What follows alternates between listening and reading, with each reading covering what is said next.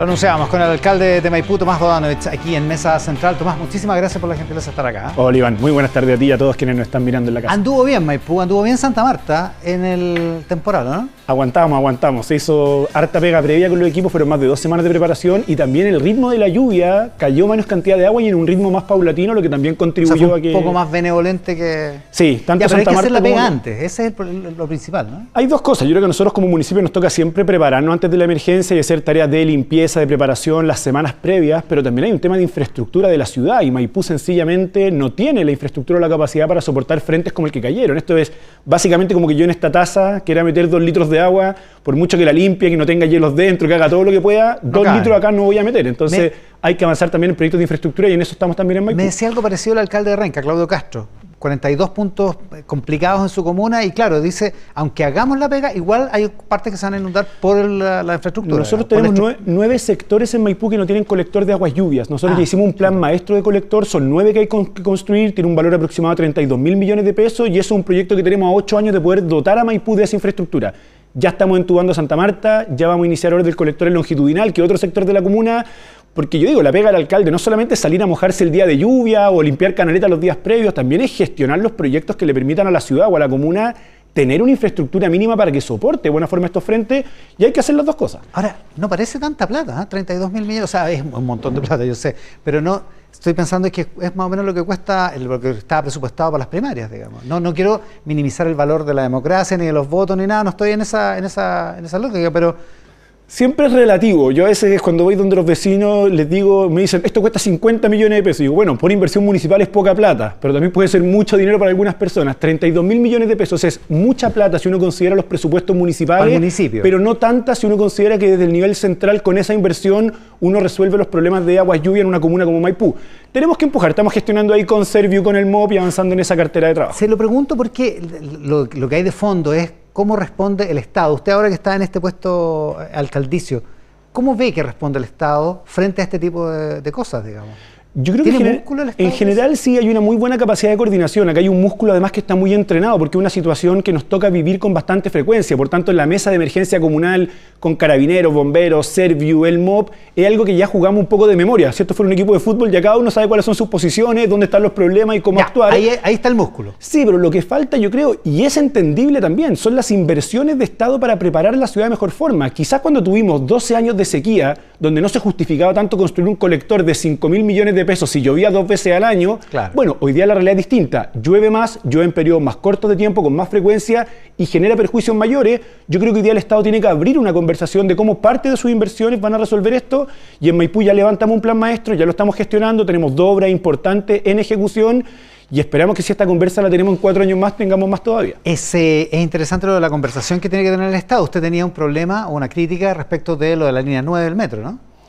La línea 6, que nosotros queremos que se extienda para juntarse con la 5 y llegar al poniente de Maipú. Yo creo que en Maipú en particular ha pasado algo por distintos factores que dentro de los últimos 8 a 12 años la inversión del Estado en general ha llegado muy poco a Maipú. La última estación de metro se habilitó el año 2011, tenemos solamente 5, mientras uno ve comunas como la Florida, que teniendo 200.000 habitantes menos, al año 2030 proyecta 15 estaciones de metro, es decir, 3 veces más estaciones de metro que una comuna como Maipú, y eso también se replica en los colectores de agua lluvia, en la pavimentación de caminos, los recambios de luminaria.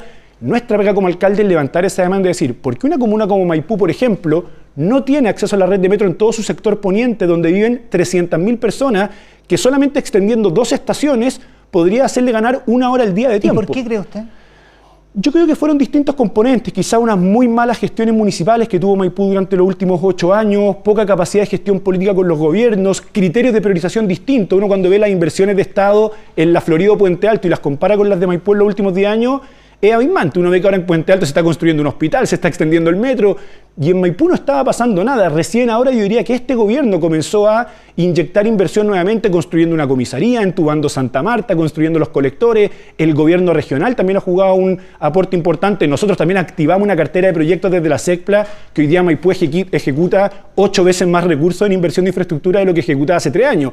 Esos son indicadores que quizás nadie estaba mirando, nadie estaba muy preocupado, pero bueno, si uno quiere hacer las cosas mejor, no se trata solamente de puesta en escena o declaraciones, es hacer buena gestión pública para que la inversión llegue a la comuna y los vecinos vivan mejor. Lo que es interesante lo de la buena gestión pública porque está en el corazón de lo que muchos critican de este gobierno, que es su gobierno.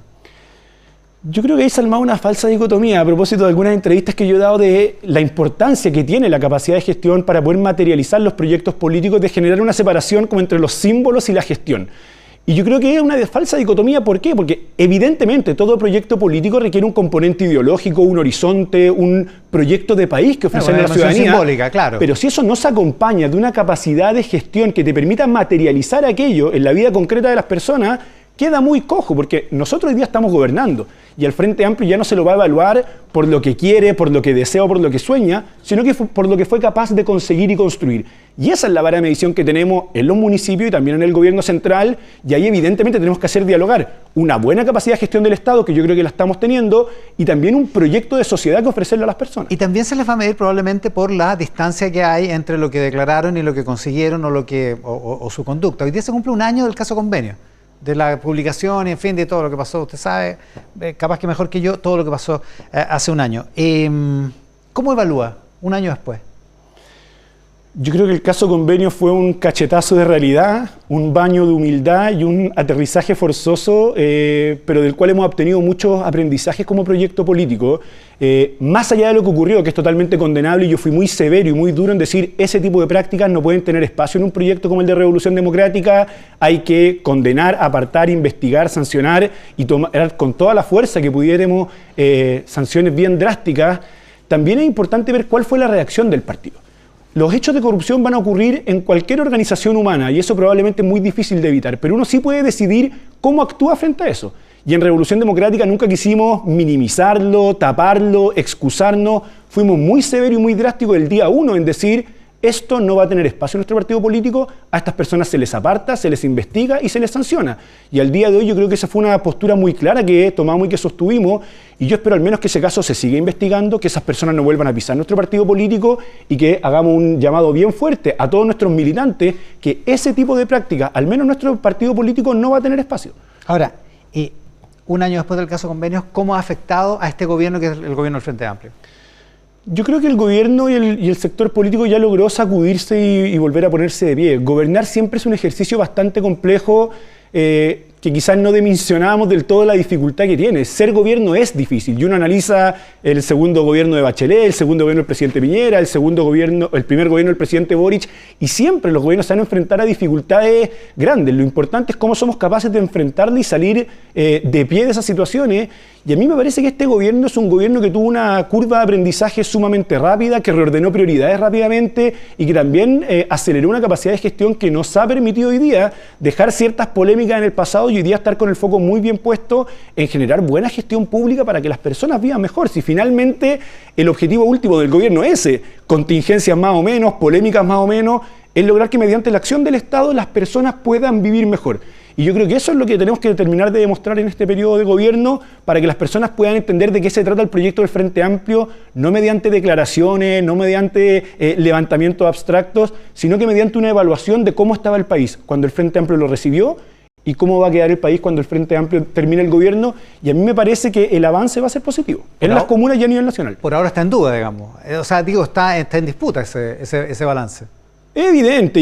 O sea, hay mucha gente que piensa que está peor, digamos. Sí, yo no creo. Yo creo que el país está enfrentando principalmente una crisis de seguridad bastante importante que trasciende el gobierno anterior, este y el que venga. Son fenómenos que estamos enfrentando como país, pero en términos de cómo se está administrando el Estado, de la estabilidad social que existe, de la estabilización económica que hemos tenido, me parece que este es un gobierno que ha hecho lo correcto. Yo lo hablo con personas transversalmente en el espectro político y yo creo que los fantasmas que muchos tuvieron en un inicio de que iba a asumir un gobierno que quizás no iba a respetar las instituciones, que iba a ser irresponsable en términos fiscales, que iba a empujar agendas imposibles y iba a desfinanciar el Estado, son todos fantasmas que se han caído. Yo creo que hemos tenido un gobierno muy responsable en materia económica, muy responsable en materia institucional y que ha sabido reordenar sus prioridades en función de cuáles son las prioridades de la gente, y eso que algunos llaman voltereta y que lo usan como un argumento para criticar, para mí tiene que ver con una madurez política de sintonizar con la ciudadanía y entender cuáles tienen que ser nuestras principales prioridades de gestión. Ahora, con el caso Convenio y con el desgaste de gobernar, también se vuelve complejo que surjan figuras al interior del Frente Amplio para un eventual reemplazo del presidente Gabriel Boric, y ahí usted es una especie como de, qué sé yo, Yo ya esa cuestión lo he dicho... De oasis para algunos, no, yo lo he dicho 80 veces. Eso está absolutamente descartado. Yo no tengo ni la intención, ni quiero tener las capacidades, ni la preparación, y además que tengo un compromiso electoral con Maipú. Tan absolutamente, si capaz que uno nunca sabe. Pues, no, sí. Si quiere le apuesto un asado, Iván, que no va a ser candidato, lo que necesite. ¿Usted es bueno para los asados? Esto está totalmente descartado. Mire, no solo por los argumentos que le acabo de dar. Digo, para saber el valor de la apuesta. No, un asado para todo el equipo podríamos apostar. Ok, ya. Apostamos. Pero a mí lo que me pasa es, yo además tengo un compromiso electoral con Maipú. Voy a ser candidato a alcalde y yo pretendo poder reelegirme para sostener un trabajo los próximos 4 años. Me parecería, y lo digo de verdad genuinamente, una falta de respeto muy grande con los vecinos de Maipú, estar por un lado ofreciendo un proyecto comunal a 4 años y por otro lado siquiera deslizando la posibilidad de ser candidato presidencial. O sea, es algo que por respeto a mis vecinos y electores tengo absolutamente descartado. Ya, okay. Y lo he dicho con mucha fuerza porque me parece que además se intenta instalar maliciosamente para quizás confundir a los vecinos de mi comuna y nuestro compromiso con Maipú. Yo les juro que no estoy intentando nada. No usted. Pero siendo realista, póngale que, como dijo Pablo Longuera, que usted saca el 70% de los votos, el 75% de los votos, que le va bien.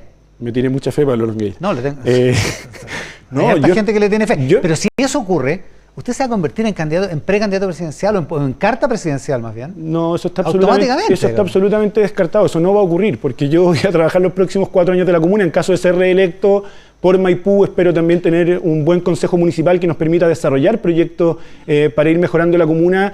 Y evidentemente, quizá la ausencia de candidato hoy día radica en que nosotros estamos gobernando, estamos preocupados de trabajar por las personas, de mejorar el país, no de posicionar el liderazgo. A diferencia quizás de la oposición, que no tiene la responsabilidad de gobernar y que tiene más tiempo, margen o disposición para levantar candidaturas, para posicionarlas. Pero hoy día es evidente que mi foco está puesto en administrar de buena forma y hacer el mejor trabajo posible para que Maipú viva mejor. Y todos los liderazgos que suenan del oficialismo están abocados a sus tareas, los distintos ministros o ministras, diputados, alcaldes. No es tiempo todavía, creo yo, de posicionamientos presidenciales, y ya cuando lleguemos a su minuto veremos quién es la persona más preparada, más idónea y que pueda cumplir con ese deber o responsabilidad, el cual no es mi caso porque yo estoy hoy día administrando una comuna y pretendo seguir administrándola. Vamos a hacer como que la realidad es como usted la dice y que va a ser así. No, si no digo que esté mintiendo, yo digo que las cosas la realidad puede ser un poco más fuerte. Pero vamos a hacer que eso. Usted no está en este cuadro. ¿Quién está? ¿A quién ve usted? No quiero quemar a nadie porque uno dice nombre después del titular. Pero yo creo que hay gente muchísimo más preparada, con mucha más trayectoria, con mucha más liderazgo político. ¿Y con posibilidad electoral? Sí, yo creo que sí. Yo creo que ya tenemos... O sea, a mí me parece que si nombro va a ser...